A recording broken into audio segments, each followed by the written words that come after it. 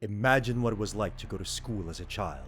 Your book bag is probably already packed, save for that one math assignment you're cleaning up as you eat your cereal. You tell your parents you'll see them later and hurry to catch the school bus. Now, imagine that rushed goodbye is the last thing you ever said to them. This is exactly the nightmare that unfolded for 3 students of the Covenant School in Nashville on the 27th of March. They were 3 of the troubled shooter's 6 victims. So, what exactly unfolded in that day? Who were the innocent victims who found themselves at the end of a barrel? And who was the monster with their finger on the trigger? It was the 27th of March, 2023. After another weekend, the students and staff of the Covenant School in Nashville were gearing up for another week of teaching and learning. The Covenant School is a co-ed private Christian school located in Bellevue, a peaceful neighborhood in Nashville, Tennessee. The area is well known to nature lovers, hikers, and cyclists due to its well-paved paths and peaceful scenery. The Covenant School was just another building that blended in well with the quiet, undisturbed scenery. That was until the tragic events that occurred on that fateful day. At 7:30 a.m., the school opened as usual and everything was going as it normally would. Classes began, students begrudgingly paid attention to their lessons, and nothing seemed out of the ordinary. However, in the background, a disturbed mind was planning on wreaking havoc on the peace of the school, the town, and the nation as a whole. That disturbed mind belonged to 28-year-old Audrey Hale. What we do know is that this shooter is a trans man that went by the name Aiden and used he/him pronouns. Hale was a Nashville native and a former student of the very same school they attacked that morning.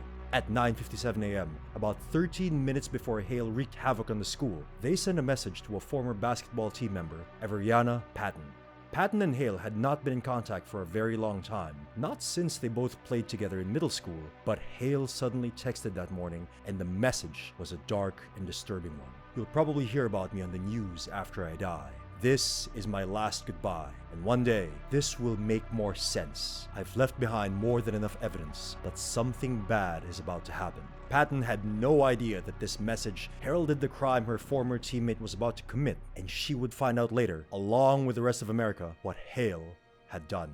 Armed with 2 AR-style guns, a rifle and a pistol, and a handgun, Hale stormed the Covenant School at 10:10 a.m., opening fire in the set of double doors at the entrance of the school. The shooters shimmied their way through the broken glass and made their way into the school, where frantic students and teachers have now become fully aware that they were far from having a normal day. The school is well equipped with security cameras at almost every angle, and footage from the camera captured Hale's entrance and movement through the school. Hale had already drawn up maps of the school and moved like they knew where they were going, raising their gun at any perceived sound. The first 911 call came in at 10:13 a.m., and police were at the school in mere minutes. One of the first officers on the scene is Rex Engelbert, a 4-year veteran of the force. After he grabbed his weapon from the back of his vehicle, one member of staff approached him to update him on the state of the children. The kids are all locked down, but we have 2 kids that we don't know where they are. Okay. The lady also described the layout of the school and told the police that the children were upstairs. Engelbert and 2 other officers immediately moved in and began searching the first floor with the sharp steam of an alarm in the air. The police checked several rooms. Some doors were locked, some rooms were dark, and the situation was a harrowing one. The muffled gunshots that rang out next were just another reminder of the gravity of the situation. Engelbert and the other officers rushed upstairs to the second floor, and as the gunshots grew louder, they finally confront the shooter in an atrium, standing near a window. Hale was standing there shooting at police backup outside. They had no idea they were about to experience the same torture they had put their victims through. 4 shots from Engelbert's gun were all it took for Hale to collapse to the ground. Bodycam footage from Michael Colazzo, a 9-year veteran of the force, was also on the scene, shows him going into the building with a second group of police officers. When they get to the second floor, one officer says, "We've got one down," as gunshots ring out in the background. He also shoots Hale 4 times. At 10:27 a.m., a mere 14 minutes after the first 911 call, the nightmare was over. But the full extent of Hale's rampage would not be known until shaken students and staff were being moved out of the building and bodies were found in the wake of the tragedy. 9-year-olds Evelyn Dieckhaus, Hale Scruggs, and William Kinney were 3 children who were killed in the few minutes between the first emergency call and the death of the monster. Evelyn was only in 3rd grade, and she was a shining light in this world by her family. She had an elder sister who was a 5th grader at the same school. At a vigil, Evelyn's sister cried, "I don't want to be an only child." Hale was the daughter of the senior pastor at Covenant Presbyterian Church, Chad Scruggs. The school was founded in 2001 as a ministry of the church. Chad Scruggs, her father, described her as a gift. Evelyn, Hale, and William were 3 children out of 6 victims. The other 3 victims were staff at the school. They were 61-year-old Cynthia Peak, 60-year-old Catherine Coons, and 61-year-old Mike Hale. Peak was a substitute teacher at the school and was fondly referred to by her family as Cindy.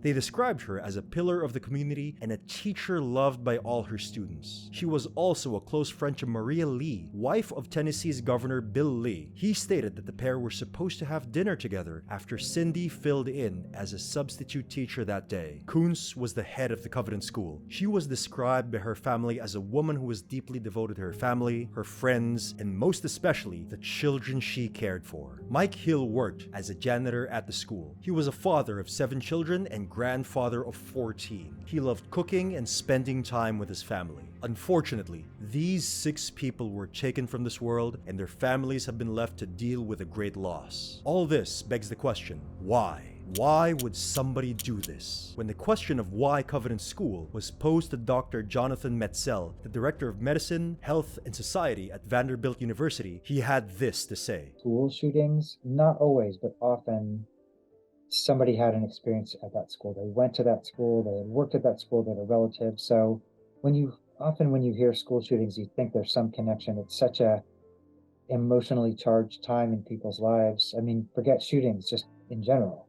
People have such emotionally charged reactions to school and history and frustration and growth and learning and all those things. And so I'm not surprised that this person had a connection to the school. He was working on his own book on mass shootings nearby when the Covenant School shooting occurred. And on the topic of mass shootings, he also said, "This is somebody who nobody had really heard of before yesterday." And so they're really grasping at any kind of expression because it's such a human need to think, like, why would somebody kill innocent people? We want to understand that. And so I think any kind of utterance or expression, writings, artwork by that person is going to give us insight into that. But I also think I can tell you from studying this for a long time that it's just never enough. Like, we never get the full answer of why somebody would do this. Stressor in that person's life. On the actions of the killer, forensic psychologist Dr. John De La Torre speculated. The only way to do so is to get this message that they, whatever that is, usually you find it in screeds and manifestos and stuff like that. But get this message across, and the only way to do that is to make some kind of demonstration, and typically it's violence. And violence against a workplace, violence against a school, violence against families. Violence is the only way that they believe people will listen to what they have to say. A manifesto was later found in Hale's car, the contents of which are currently unknown, but Dr. Metzel clarified. Manifestos often give us an insight into their own psychopathology a lot of times.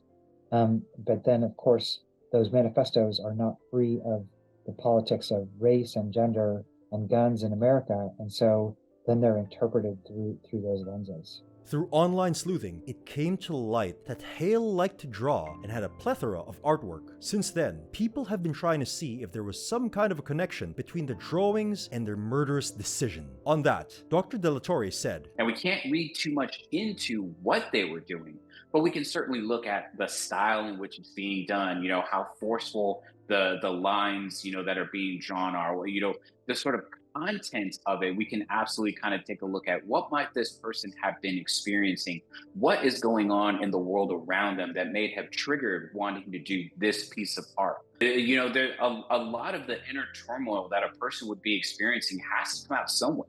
It has to come out somehow, and usually through the art. And so we can absolutely see sort of the progression of what the person was experiencing through the art that was being demonstrated. On whether Hale's gender identity played a role in the shooting, De La Torre replied, this individual might have seen that certain laws were being put in place that further disenfranchised this individual and individuals like this person. So instead, they chose a target that was seemingly symbolic of the laws and policies and cultural zeitgeist and other kinds of things that they felt comfortable, quote unquote, comfortable using that as a target because they knew it, but it may actually symbolize a larger issue at play. As more details unfold about the tragedy, it's abundantly obvious that the city of Nashville, the state of Tennessee, and the country as a whole have been rocked by this incident. But above all, the families of the victims who will never see their children grow or live, knowing that their loved one was taken from them through senseless violence, will forever be shaken by this event. The incident was a nightmare that occurred on what was supposed to be a regular morning, and it ended with 6 lives lost and a whole lot of questions to be answered.